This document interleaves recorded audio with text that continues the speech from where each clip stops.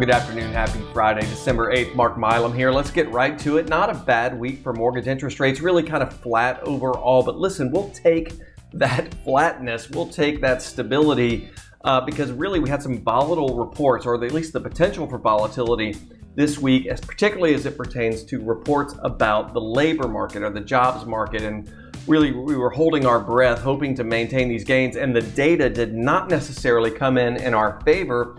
But still, mortgage-backed securities held serve. Why did that happen? We'll talk about that here in a minute, but let's get to the data first. This is the past 5 business days with mortgage-backed securities very flat. We're essentially finishing up the week right around the same levels as we started the week. That's perfectly fine. If we scroll down and take a look, particularly at what happened on the 7th and the 8th, you got initial weekly jobless claims came in a little bit under what was anticipated. And then today, the big jobs report from the Bureau of Labor Statistics, non-farm payrolls adding about 200,000 jobs against an estimate of 180,000. Unemployment rate ticked down to 3.7% against an estimate of 3.9%. Guys, this is exactly what our Federal Reserve does not want to see. Our Federal Reserve has made no bones about it. They want to see joblessness go up. They want to see unemployment go up. They view that as the key to putting inflation back to 2% and getting some price stability. But that's not what's happening. And still, mortgage-backed securities have held on to the gains. Why?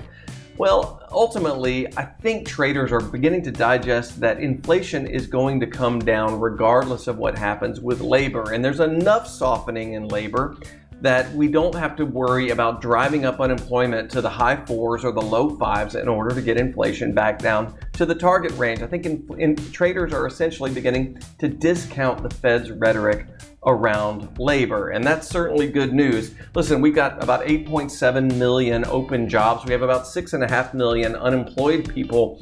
Even if every single unemployed person got a job, you'd still have a couple of million open jobs. It's going to be very, very difficult to drive up joblessness in a meaningful way.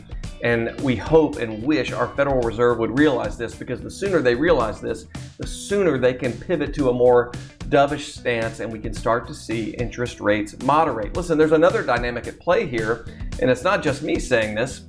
It's talking about the forever labor shortage, and this is the coming surge in baby boomer retirement that will create a very predictable labor shortage that will last for decades, right? And this is straight here from Axios that says the share of the U.S. population that is working age is declining. And you can see the forecast here. This is the forecast out to 2030. We have a declining labor force, right? So when you've got open jobs and a declining population of laborers, how are you going to meaningfully drive up unemployment when you have too many jobs for not enough people? You can't.